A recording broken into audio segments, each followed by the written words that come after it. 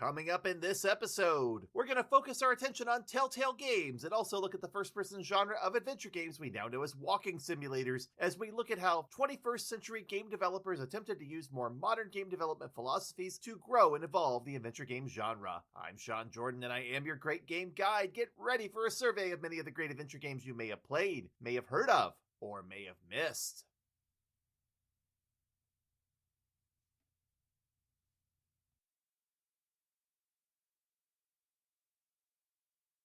In our previous episode, we talked about many of the efforts in Europe to keep adventure gaming going by either moving into 3D or continuing on with point-and-click development. But Telltale Games was one of the few standard bearers in North America in the 2010s willing to try not just to bring the genre back, but make it relevant again. And it's not surprising that they had a huge influence on adventure gaming despite ultimately having to close their doors a decade and a half after they started. The studio was founded by Kevin Brunner, Dan Connors, and Troy Melander, all of whom had worked at LucasArts and had seen the handwriting on the wall after the cancellation of Full Throttle 2 and Sam & Max Freelance Police, two sequels that had been in production following the release of Escape from Monkey Island, but which certainly weren't going to pull in the Star Wars-style sales figures LucasArts had grown accustomed to. And that sort of fulfilled an old prophecy George Lucas supposedly had offered to the Lucasfilm Games staff back in the 1980s when he'd held back the Star Wars license for precisely that reason. Back then, he wanted the studio to create new things, not become the house of Star Wars games. But once LucasArts turned to the dark side and started making more money on their crummiest Star Wars games than they ever could have with their best adventure games, it was too late.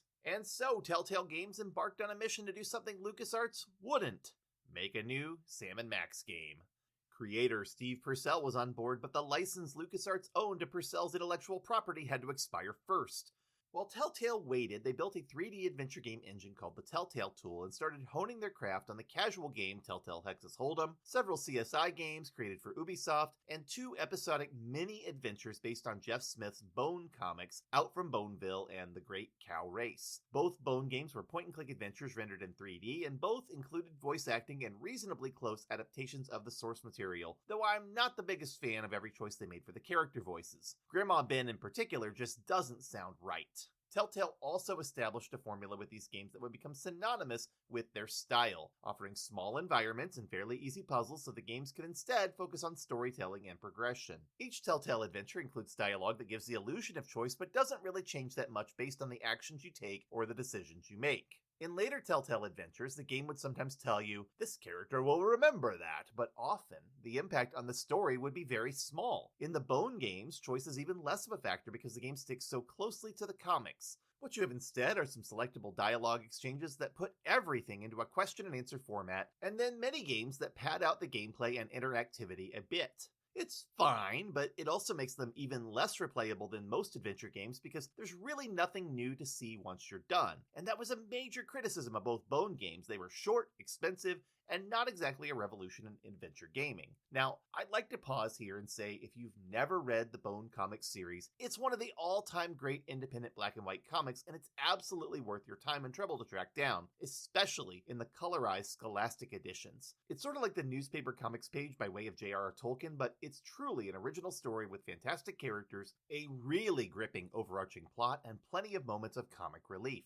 My biggest disappointment in Telltale's adaptation of the Bone series is that they didn't stick with it. The initial plan was to release 5 chapters over a season, but with middling reviews, poor sales, limited awareness of the license, and the urge to get things going on Sam & Max, Telltale didn't have much reason to continue. So, here's what happened instead. Telltale Games recruited several ex-LucasArts developers who'd been working on the Sam & Max sequel there, and began adapting the IP to a 6-episode format known as Sam & Max Season 1, designed and written by Brendan Q. Ferguson, Dave Grossman, Jeff Lester, Chuck Jordan, Heather Logus, and of course, the series creator Steve Purcell himself. Everything had to be distinct from the canceled LucasArts sequel, so entirely new characters and plots had to be created. But Telltale needed funding for the game, and so they turned to the subscription service GameTap, which provided funding and promotion in exchange for launching each episode of the game on its service before general release. The first 2 episodes launched in late 2006 for Windows, with the other 5 coming during the first 4 months of 2007. Eventually, it also made it to the Wii and the Xbox 360 and was retitled Sam & Max Save the World. Telltale also released 15 machinima shorts built in the game engine featuring Sam & Max getting up to mischief between episodes. This was back before YouTube was a big thing, by the way, so online video shorts featuring game characters were still something of a novelty, especially when they were made by the publisher. Steve Purcell additionally released a series of 12 comic strips called Sam and Max The Big Sleep that were so well received, he won an Eisner Award for them in 2007 for Best Digital Comic. While Sam and Max was a hit among the fan base, the game was more of a slow burn among the general public, in part because PC gaming was going through sort of a weird transition during that time, and in part because Telltale self-published the game digitally and was primarily relying on word of mouth and GameTap to promote the game.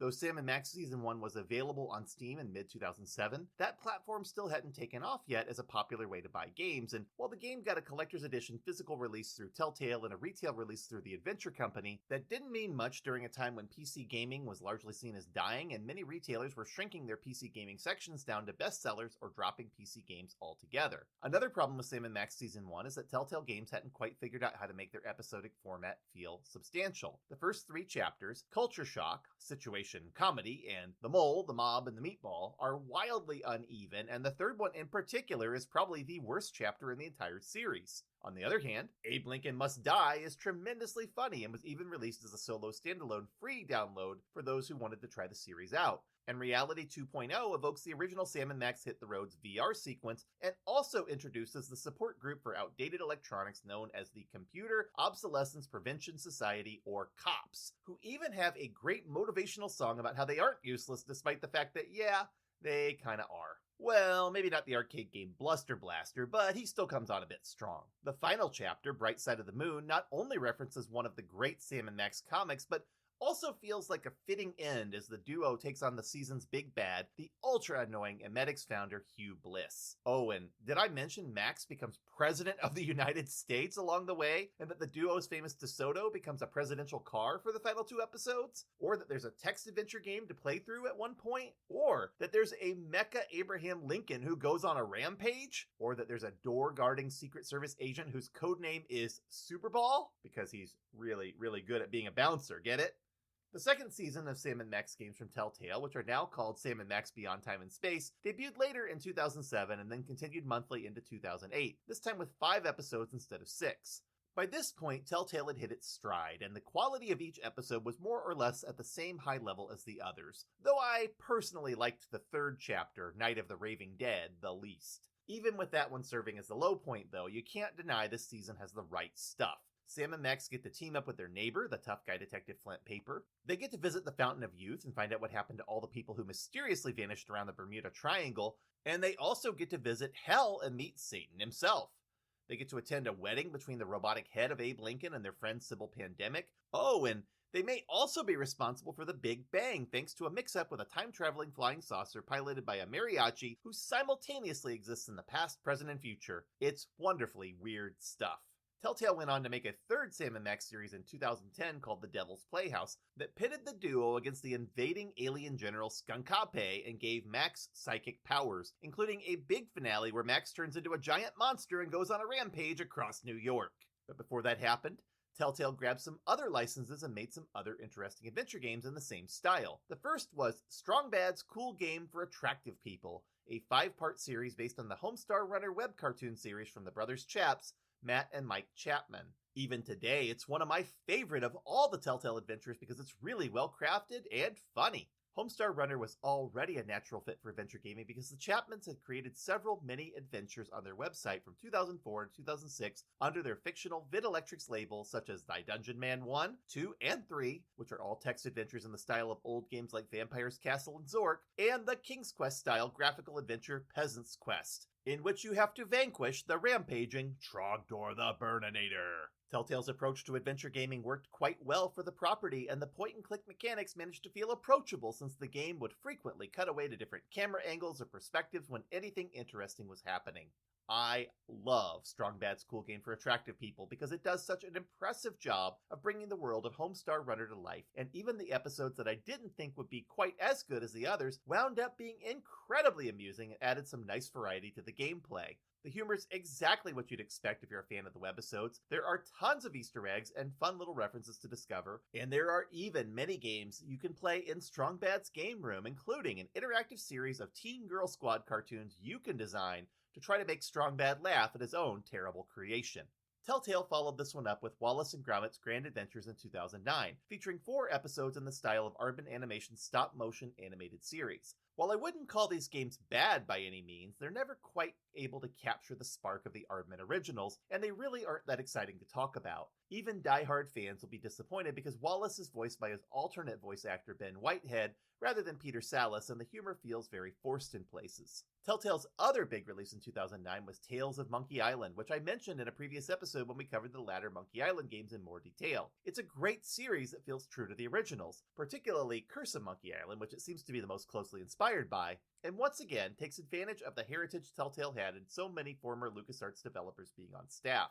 If you're a fan of the Monkey Island games, it's a great time, and the low level of difficulty is made up for by a well-crafted storyline. But it and the third season of Sam & Max were also the end of Telltale's experiment with making adventure games in the traditional mold, because starting in 2010, Telltale Games adopted a bold new strategy, making adventure games based on popular media like The Walking Dead, Batman, Game of Thrones, Borderlands, Fables, Jurassic Park, and in their first game of a new decade, a sequel to the Back to the Future trilogy.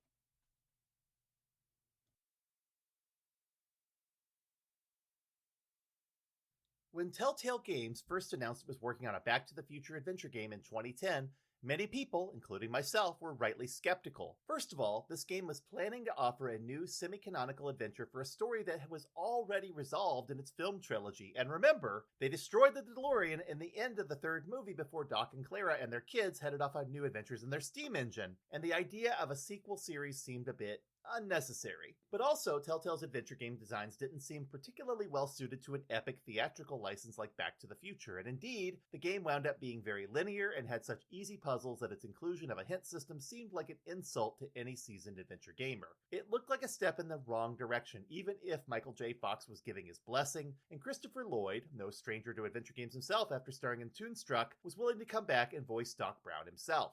And actually, though Marty McFly was voiced pretty amazingly well by AJ Locascio, Michael J. Fox did sneak in later and record a few cameos as future Marty and also his ancestor, William McFly. The later 30th anniversary edition of the game even brought back Tom Wilson to re-record the lines for Biff Tannen, who'd been voiced by sound-alike Andrew Chaikin in the earlier game. Finally, fans weren't really sold on the cartoony look of the game, especially when the first episode came out and the game felt and sounded like the Saturday morning cartoon adventures of Marty and Doc rather than a true continuation of the story, and the constant use of the film's orchestral music in the background made things feel even less congruent. Personally, I found the visual style of the game quite jarring, and though it was preferable to an Uncanny Valley approach or some terrible FMV, the action and the set-piece moments didn't work quite as well in the Telltale tool as they might have in a more sophisticated 3D game engine. But let's set all that aside. The game takes place 6 months after the movie and involves a new problem in 1986. Doc Brown is gone, his estate's being foreclosed on, and Marty's had dreams of Doc Brown vanishing from the timeline and is worried someone nefarious, like Biff Tannen, might get their hands on Doc's notebook with all his research notes about time travel. The DeLorean mysteriously appears outside and Marty finds a tape recorder inside with Doc Brown's voice summoning him to 1931. This kicks off a series of misadventures that will take place in different eras of Hill Valley, as well as an alternate version of 1986, and basically covers a lot of the same territory as the films, though this time, it's Doc Brown who becomes the bad guy in the alternate timeline. If that sounds like an adventure you're eager to experience, Back to the Future the game's got about 12 to 15 hours of story for you to go through, though word of warning, since it got delisted from digital storefronts, it started commanding collector's prices for physical versions. As Back to the Future the game took Telltale's formula and made it more casual and approachable for mass audiences, gamers really had to decide if they were going to get on board with Jurassic Park the game, which came out in 2011 shortly after Back to the Future was finished.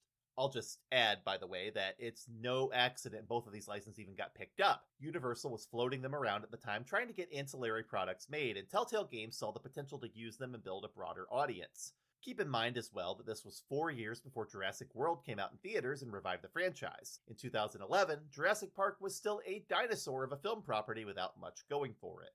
This Telltale adventure was notable for a couple of reasons. First of all, it was their first game to include actual deaths, which went against the LucasArts-style philosophy they'd initially adopted, but which did allow the game to feature some actual stakes as players faced dangerous dinosaurs on Isla Nublar in a brand new storyline where no one's safety was guaranteed. Second, the game integrated quick-time mechanics for various actions, ditching the traditional point-and-click style and instead giving players limited 3D movement control over the characters and cameras and playing up the opportunities for action and drama. Jurassic Park the game also went for a more realistic style for its character designs and dinosaurs, making things feel more cinematic and in line with the film franchise rather than like a cartoon adaptation. The voice acting almost feels like it was sourced from filmed scenes where people were actually acting on set, and the script often goes for linear storytelling with limited interaction rather than the typical Q&A dialogue tree format adventure games are known for. And I'm gonna say, these were the right choices, but once again, the Telltale tool was not up to depicting a story like this in a believable cinematic way. A lot of the scenes happen at night or indoors because that version of the game engine can't render big, impressive scenes very well. The cast of characters are also even more forgettable than the guys in Jurassic Park 3, and that's really saying something. Suffice it to say that critics were merciless to this game, calling out Telltale for making what was essentially an interactive movie with limited interactivity, and also making a dinosaur game with very little wonder to it. Here's the thing though. Jurassic Park the game was actually a decent seller, in part because it was made available for the PlayStation 3 and Xbox 360 as well as the second generation iPad. Despite a troubled launch and really negative reviews, it found an audience, and Telltale adapted a lot of the same ideas towards their next big series, 2012's The Walking Dead, a series that was incredibly well received as a modern-day classic despite being quite similar in execution and design to Jurassic Park.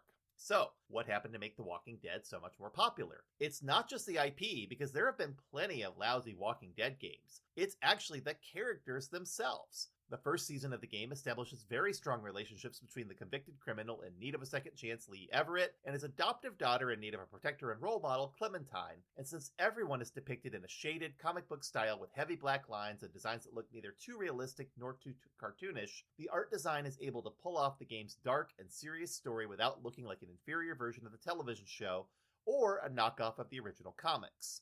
I would even hazard to say that Telltale's Walking Dead series is better than the source material because it appropriately captures the horror of the setting while also using the limitations of the Telltale tool to create tension and a feeling of being constantly boxed in by the zombie-like walkers, who limit your progress and constantly threaten your survival. The first season of The Walking Dead is a parallel story to the comic book storyline and even includes some intersection with Herschel Green and Glenn from the comics. But once the story is strong enough to stand on its own, it really does. And the sixth episode, also known as 400 Days, even introduces 5 new characters who are integrated into the subsequent episodes. The next 3 seasons really become Clementine's story, and though season 1 is the high point, the quality stays pretty high as the games go on, reflecting player choices over time and gradually making players feel like they're playing their own personal version of the story shaped by their decisions. The final season, which launched in 2017, did a good job of giving the series an unsurprising but fitting conclusion. Telltale also made a 3-part standalone story in 2016 called The Walking Dead Michonne that focuses on the popular comics and television show character during her sojourn away from Rick Grimes. It was generally well received, and it also showcased a rebuilt version of the Telltale tool that added in a few more opportunities for action and set-piece moments. Another Telltale adventure that really turned heads was also based on a comic book, this time Bill Willingham's Fables, a long-running Vertigo comic series about refugee fairy tale characters living in a district in Manhattan called Fabletown, where an enchantment called Glamour helps to keep them disguised. This game, set a couple of decades before the comics, stars series favorite Bigby Wolf, sheriff of Fabletown, investigating the decapitation of a prostitute Fable named Faith, which leads him down a rabbit hole that involves a corrupt Ichabod Crane, a Trollop posing as a sexy version of Snow White, Georgie Porgy running a strip club called Pudding and Pie, a pawn shop operated by the Jersey Devil, and a shadowy figure called the Crooked Man, who has Bloody Mary and Tweedledee and Tweedledum working as henchmen. If you can't tell from my description, this game is dark, even more so than the comics it's based on, and while I won't say it's a faithful adaptation of Bill Willingham's long-running series because it has a much grittier, more serious feel to it, I will say it's a fantastic game that really goes out of its way to realize Bigby Wolf is a character and to make him feel like a hard-boiled detective is trying to keep himself civilized and law-abiding while suppressing his violent animal impulses. It's certainly one of Telltale's finest adventures, but it's also definitely not for kids. A sequel has been in development at various points, but it's unclear if it'll ever come out. Another really surprisingly good game from Telltale Games was the 2014 to 2015 series Tales from the Borderlands, an adventure game side story designed with oversight from Gearbox Software. I absolutely love this game, and it's by far my favorite of all the Telltale games from the 2010s. Set a few years after the events of Borderlands 2, the game focuses on two sets of characters. The game brings all these characters together eventually for a series of misadventures, but things start in medias res with the fast-talking main character getting ambushed by a masked mercenary and then dragged off into the wastelands. The main character has to explain everything that's happened up to this point, and so he begins by introducing the characters. The first is a group of Hyperion employees including Reese Strongfork, his buddy Vaughn, and their co-worker Yvette, who are all jockeying for position within the competitive bro culture of the corporation and who are definitely being held back by Hugo Vasquez, Reese's rival who's been promoted over him. Reese has a cybernetic arm, an electronic eye, and a desire to become the next Handsome Jack. And Vaughn is a squirrely little accountant who goes through a major transformation as the game's 5 chapters unwind. The second is a duo of thieving sisters named Fiona and Sasha on Pandora who work with their adoptive father, Felix, who taught them everything they know about pulling cons. But when the girls try to scam Reese and Vaughn during a secretive deal, a group of psychos breaks in and steals the money, and Zero, one of the vault hunters from Borderlands 2, barges in and starts killing everyone. Sasha and Fiona flee along with Reese and Vaughn, and they all have to escape Sasha's psychotic boyfriend, August, who believes she blew up the deal on purpose. This all kicks off a pretty wild series of misadventures as everyone works towards getting the money back and getting Reese and Vaughn out of trouble. But this leads to Handsome Jack's AI backup consciousness getting uploaded into Reese's eye and guiding Reese to get into even more trouble. Meanwhile, Fiona and Sasha have to deal with the fallout of their own botched deal. And all of this converges on a much bigger storyline that includes several more characters from the first 2 Borderlands games and the pre-sequel, as well as some amazing moments of action, drama, and laugh-out-loud humor. One of the most famous scenes in the game involves a shootout on the Hyperion space station, and it's all part of an epic game of finger guns, where the corporate employees pretend to unleash pistol fire, shotgun blast, machine gun spray, and grenades on one another and fall down dead, while the custodial staff just ignores them and keeps on sweeping. It's an insanely funny scene that sounds incredibly stupid, but which truly fits the tone. The writing in this game is so sharp and so funny that even its most over-the-top ridiculous moments are comedy gold.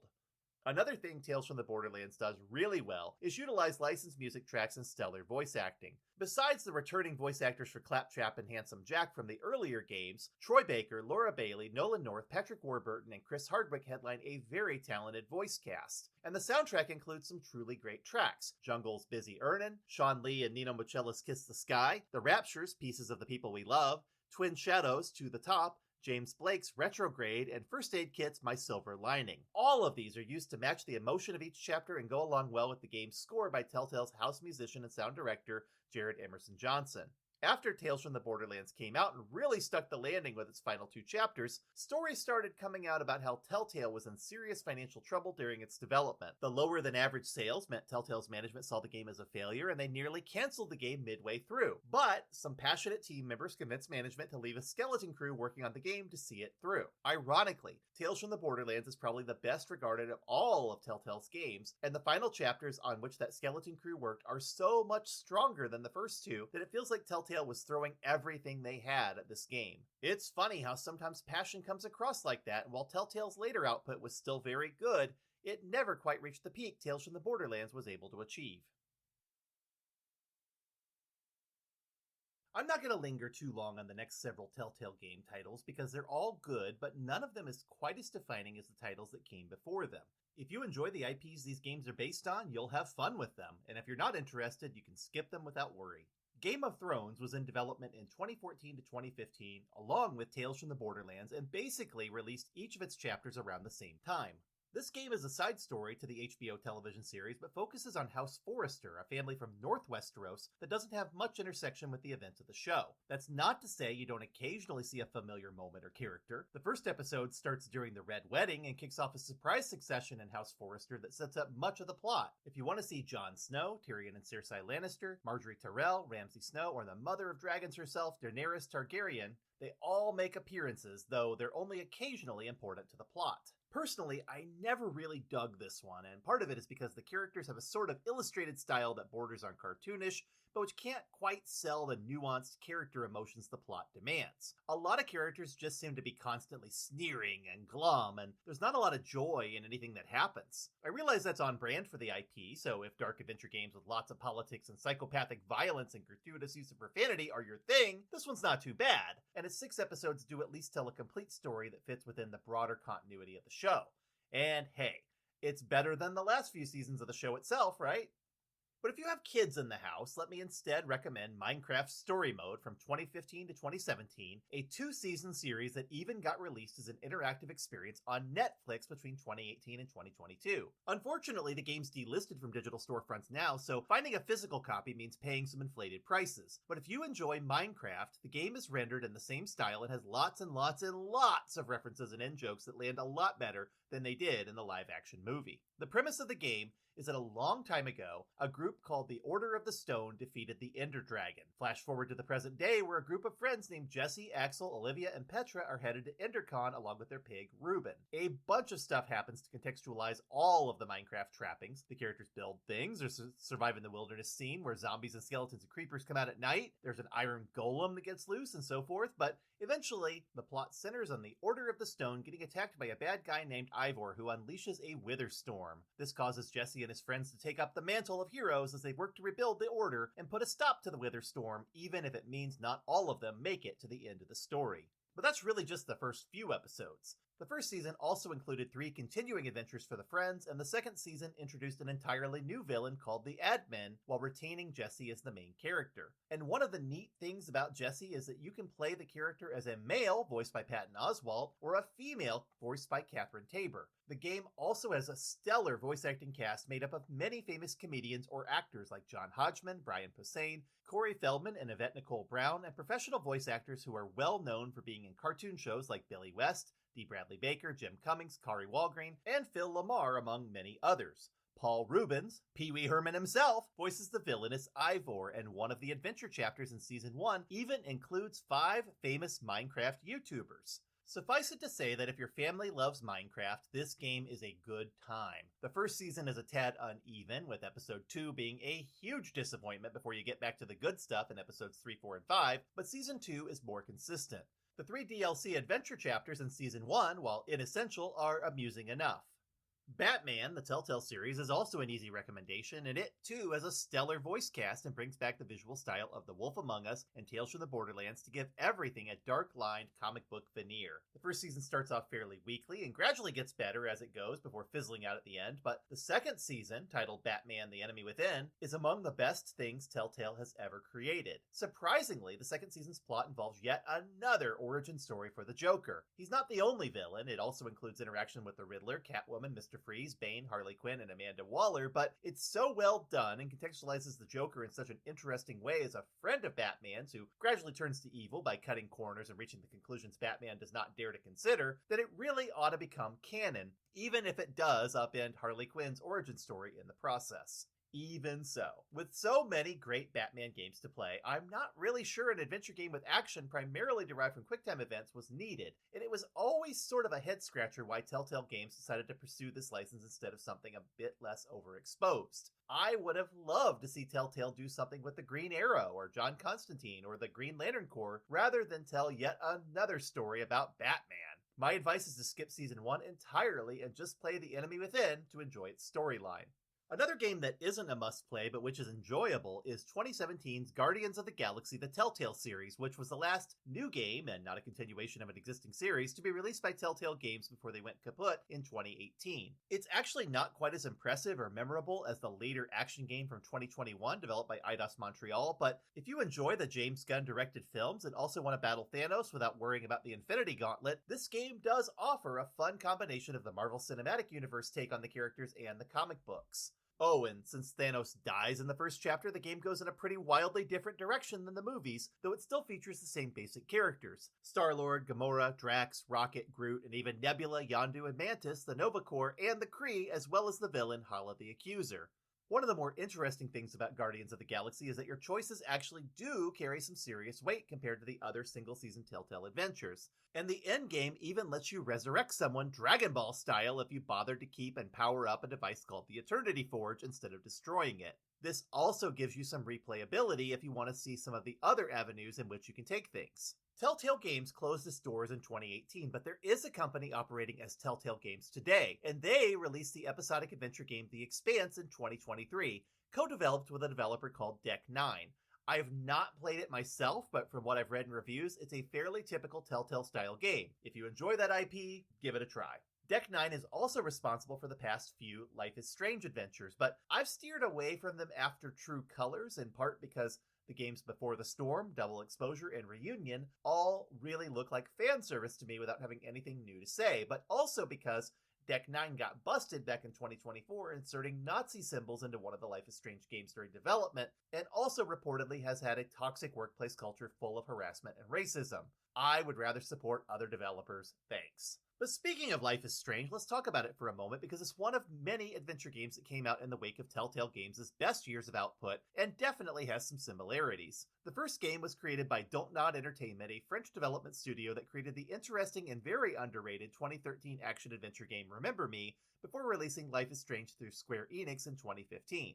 Though this created a series that Deck 9 would eventually continue, Don't Nod managed to get a sequel out in 2018 to 2019, as well as a mini-adventure called The Awesome Adventures of Captain Spirit, one of the most emotionally charged free games you'll ever play. The original Life is Strange was released in 5 episodes and follows Max Caulfield, a student at Blackwell Academy in Arcadia Bay, Oregon, who discovers she has a strange precognitive power to see the future and also to rewind time to undo the actions of other people. After Max saves her childhood friend Chloe Price from being killed by an angry boy named Nathan Prescott, Max and Chloe become close friends again and start trying to use Max's powers for good. Unfortunately, the further they go down this heroic path, the more dangerous things become, and it turns out Max's powers not only attract the attention of a fearsome serial killer, but will also cause a storm that will destroy Arcadia Bay as a consequence of her using her powers to save Chloe's life. Max has to make a choice: sacrifice Chloe, or let the town be destroyed. Of course, much more happens than that, and part of the joy of the game is seeing the characters grow closer and face adversity together in the beautiful backdrop of the Pacific Northwest. Due to the close relationship between Max and Chloe, the game's long been viewed as queer, with Max as a bisexual character who has romantic feelings for Chloe if the player wishes her to. Square Enix has always tried to downplay the sexuality of the series, but it's not ambiguous, and LGBTQ+ fans have long championed the game as a step in the right direction for representation. Life is Strange 2 is interesting in that it does not follow up on these themes at all, instead behaving more like an anthology story related more thematically than canonically to the first game, though a few loose connections do exist. It was released in parts across 2018 to 2019 and stars 2 brothers named Sean and Daniel Diaz, who are running from the police after a tragedy and attempting to make it down the West Coast to reach their father's hometown in Mexico. Daniel is only 9 years old, but he has telekinetic powers, and Sean, who is 16, has to guide and protect him. Like the original Life is Strange, there are tough choices to make that impact the ending, and this time, they depend on Sean's willingness to surrender and the level of morality he instilled in his brother Daniel during their trek. It's honestly a really good game that might have been better off if it wasn't called Life is Strange 2, because fans were initially disappointed that it didn't continue the first game's story. And yet, I think it has just as much to say about American society and the treatment of unhoused people, Hispanic families with second-generation immigrants, and the brutality and callousness of law enforcement. The only one of the Deck 9 Life is Strange games I can recommend without reservation is their 2021 release Life is Strange True Colors, the first game in the series to not be released episodically and which stars an openly bisexual character named Alex Chen who can see colorful emotional auras and read and even manipulate people's emotions. It's a decent game with some good writing, a great cast of characters, and a nice setting called Haven Springs, Colorado that's just as gorgeous as the Pacific Northwest, but the game's linearity undercuts what the previous games were known for: monumental choices.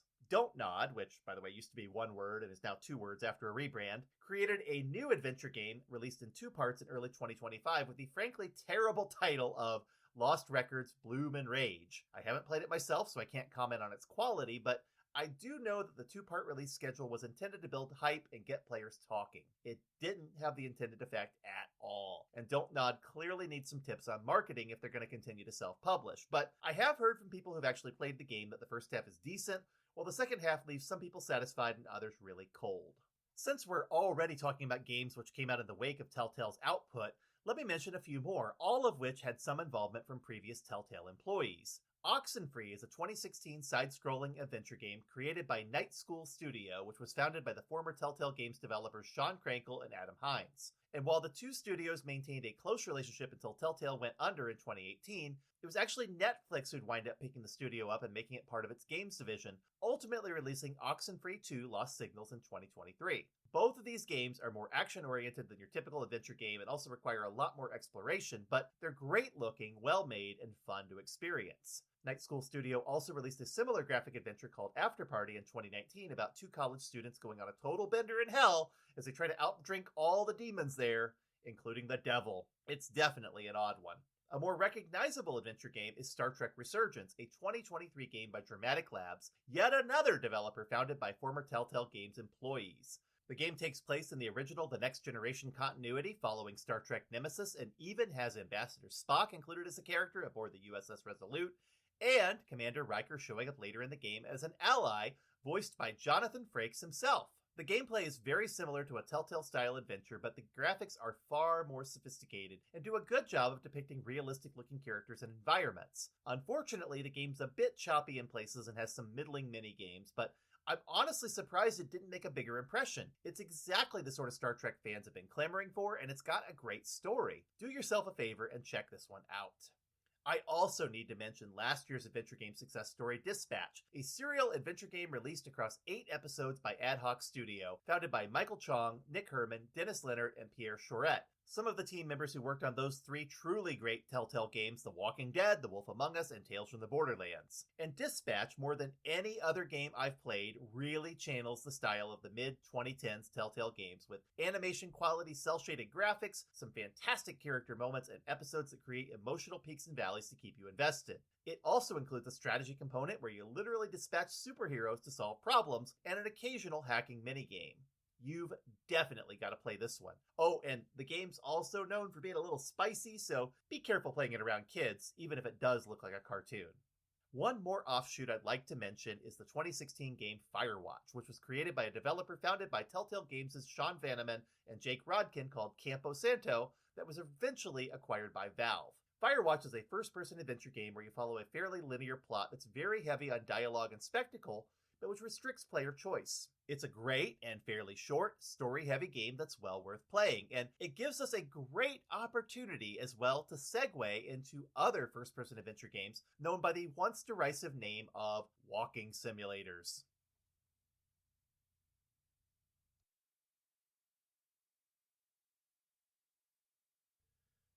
So I'm going to be honest and say I don't know what the first true walking simulator actually was, or if you prefer, environmental narrative adventure game or narrative exploration game, which are some of the many other terms I've come across trying to describe the subgenre of adventure, but I don't think everyone even agrees on what the term actually means. Is it the sort of game that forces you down a particular path with a linear story, or is it a game where your choices matter? Is it a game that rarely challenges you to do more than push a button or complete a QuickTime event, or can it include some puzzle solving and character interactions? Is it a first-person game where NPCs squawk at you via a radio similar to first-person shooters, or can it be a third-person game or a game where you speak to NPCs who exist in the game world? Or is it literally just a game where you walk around towards a goal until the story's over, hence the rather insulting name that was slapped on these games before it was embraced by gamers as an apt description of the gameplay? Which games even are walking simulators?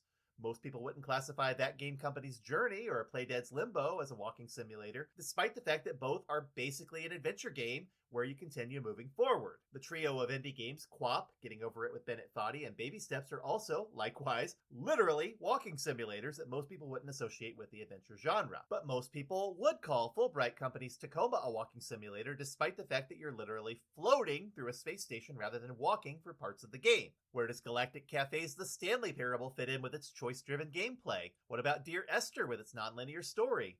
And aren't some of these games just basically a more linear form of what Telltale Games was doing anyway?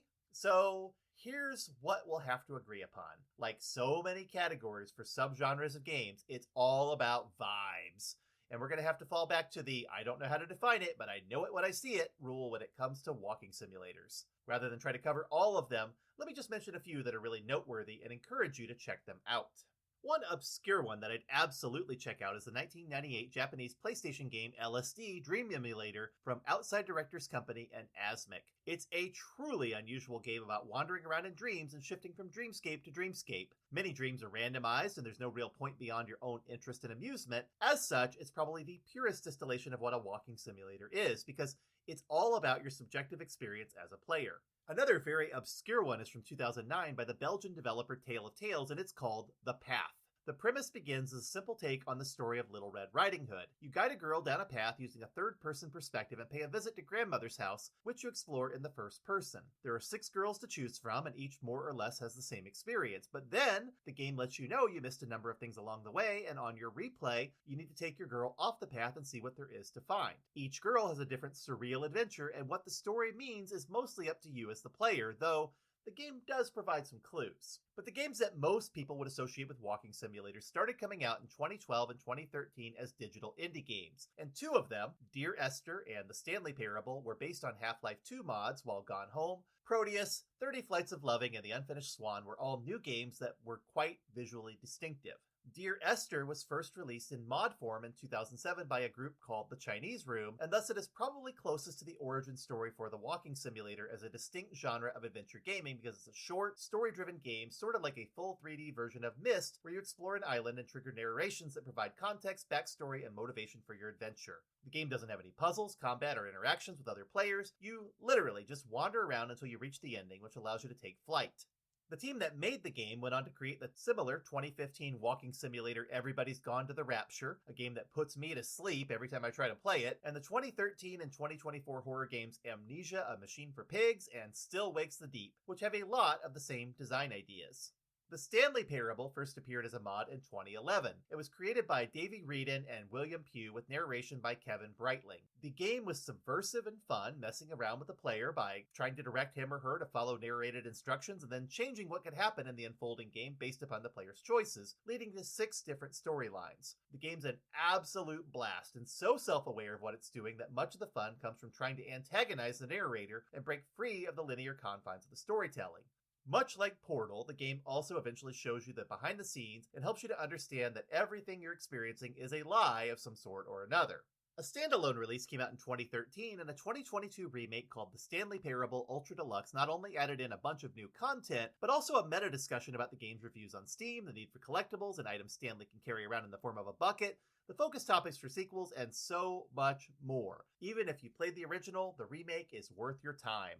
Brendan Chung's Blendo Games' 30 Flights of Loving is a brief experience that tells an action story out of order using cube-headed characters, and while it's a sequel to a 2008 adventure platformer, it's a pure walking simulator, right down to having you wander around a museum exhibit on the Bernoulli principle. Critics gave this game great reviews, but I remember being furious at it when I bought it during a Steam sale, played it for 15 minutes, and had no idea what I just experienced when the credits rolled. It's freeware now, and I'd recommend its 2016 follow-up Quadrilateral Cowboy instead, as it's more of an actual game. Proteus is a minimalist indie game that's essentially like LSD Dream Simulator, except instead of walking through dreams, you walk through seasons over the course of about half an hour. There's no real story, and it's really more of an experience than anything else. But Giant Sparrows, The Unfinished Swan, is definitely an interesting take on the walking simulator genre, because you begin in a completely white area and have to shoot paint splotches to reveal the contours of the world around you, giving everything a black and white painted appearance as you gradually uncover a castle leading to a huge labyrinth. The game eventually drops the need to paint everything to see it and gives you other puzzle-solving powers instead, and it sort of becomes a half-walking simulator, half-Portal-style 3D puzzler later on. And speaking of Portal, since we've mentioned it twice already, let's go ahead and talk about both it and its sequel now, because they are adjacent to and have had a strong influence on the walking simulator genre due to their linear paths, heavy use of narration, and tendency to force you as the player to break free of the psychotic computer GLaDOS's attempts to murder you, like she apparently has to other test subjects who have come through her chambers.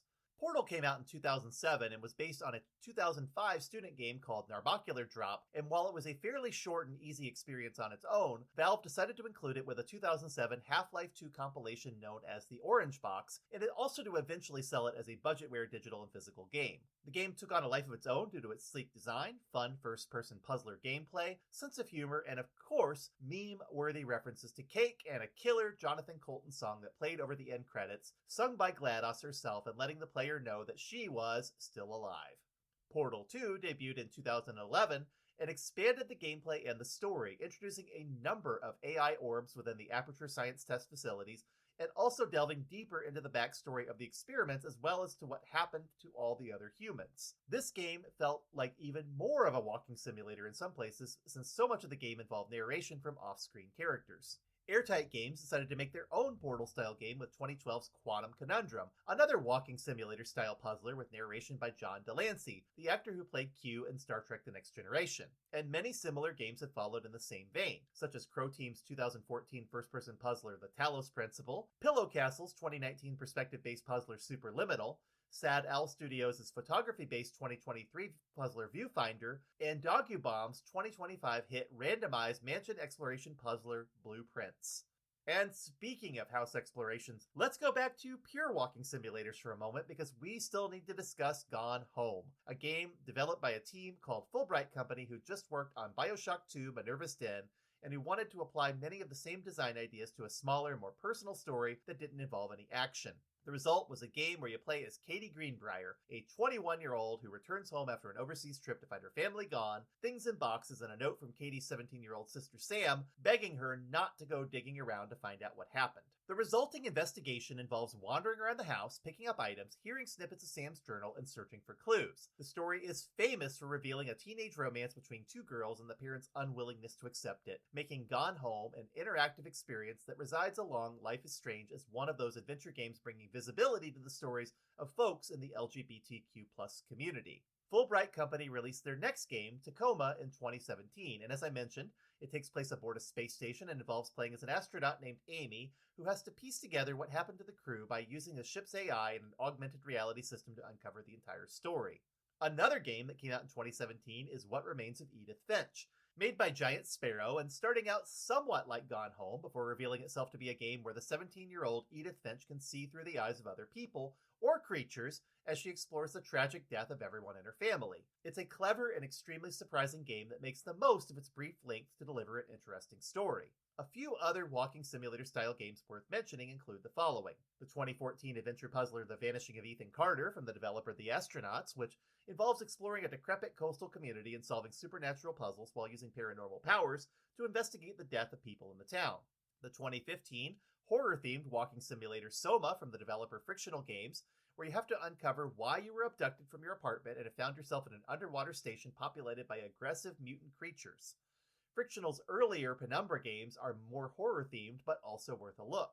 There's the 2016 Myst-style game Quern Undying Thoughts, which is more of a first-person puzzler than a pure walking simulator, though it still involves a story gradually told through narration or hearing from off-screen voices.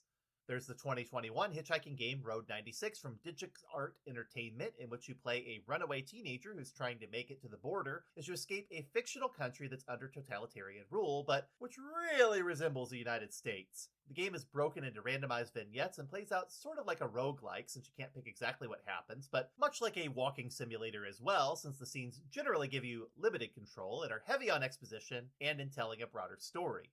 Then there's the 2021 adventure game The Forgotten City by Modern Storyteller, which started out life as a Skyrim mod, but then became a full-fledged first-person adventure game with characters who follow a daily clock and interact with each other, sort of like Zelda Majora's Mask.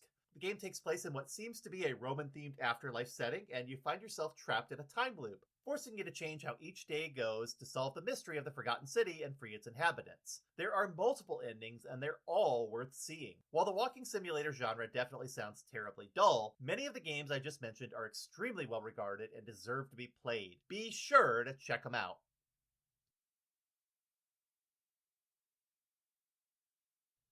One game that hasn't really fit neatly into any of our discussions is 1979 Revolution Black Friday, a 2016 3D historical fiction adventure game set in Tehran during the Iranian Revolution that uses a Telltale Games style to tell its story. You play as a photojournalist named Reza Shirazi who's being interrogated in Iran's notorious Evin prison. The game then flashes back to different time periods before and during the revolution where you take control of Reza and make decisions that impact the game. If you're unfamiliar with the history of Iran or the context of this revolution on the modern day state, this is a game you absolutely need to try. It's not a deep dive into the era by any means, and it's way too short. It's about the length of a feature film, but it's enough to make you want to go crack open a history book or watch some documentaries to learn more about the era. The only bad thing about this game is that both of its endings conclude with a cliffhanger, anticipating a sequel that never happened. By the way, the man interrogating you is played by Naveed Negahban, the actor who brilliantly played Amal Farouk, the Shadow King, in the FX series Legion, which is one of my favorite shows of all time. And Bobby Naderi, who plays Reza, is most famous for being in the 2024 movie The Beekeeper, and he's really good here too. And that's on top of a very talented cast of, from what I can tell, mostly Persian actors. Given how many games have depicted the Middle East as a war zone where everyone's an enemy combatant, 1979 Revolution Black Friday is remarkable in the kind of story it tells and the attention to detail it shows in trying to recreate the chaos of the overthrow of the Shah. And who knew that 10 years later, this game would be amazingly relevant? Be sure to check it out. Our focus in this episode has largely been on 3D adventure games, but if you were to ask people today what adventure gaming is, they would still probably steer you towards the point-and-click genre. Why? Well, it's because the fires are burning brightly again for this style of gameplay, and now we're so spoiled with so many choices, it's hard to play them all. So in our next episode, we're going to look at a different philosophy used by Amanita Designs, Dave Gilbert's Wadjet Games, Yahtzee Crowshaw's Fully Ramblematic Games, Crystal Shard, AGD Interactive, Clifftop Games, and Grundislav Games, as well as a few more. And when that's all said and done, we'll close things out with some perspective on why adventure games are still relevant today and why they've seen such a resurgence over the last decade. But if you're sick of adventure gaming, we're not too far away from starting our next series on another major genre in video game history, the platform game. And you can bet we'll go every bit as deep into exploring the many interesting and underrated platformers you probably never thought about between all of the major ones you've played.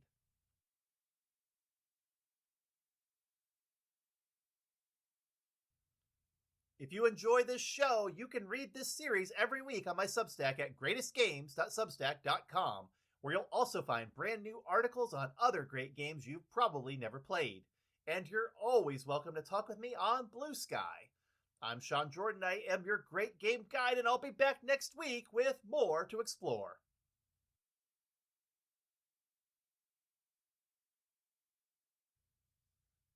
Before I let you go every week, I close out the show with a game I want you to try that's a little off the beaten path. This isn't sponsored content, and I don't have any financial stake in anything I recommend. These are games that I think are really good, but don't have as much exposure as some of the more popular ones. This week, I'm recommending Rakuen, a 2017 point-and-click adventure by Laura Shigehara. If you don't know that name, you probably do know Plants vs. Zombies, in which Laura Shigehara was responsible for the sound, music, and that fun song at the end where she's the voice of the sunflower. She's also contributed music to a number of games, and even recently released a 3D animated music video called Colony 6 about cute animal astronauts who have a rather unfortunate odyssey where one of the crewmates has to sacrifice himself to save the others. It's really good. Check it out. And if that sounds like a surprisingly dark plotline for a song about cute creatures, just know it's very much in line with Shigehara's self-published games, Rakuen and Mr. Saito, which both have some joyful and wonderful moments atop a surprisingly bleak foundation. But since Mr. Saito is really more of a side story to Rakuen, I of course recommend playing it as a chaser to the main course.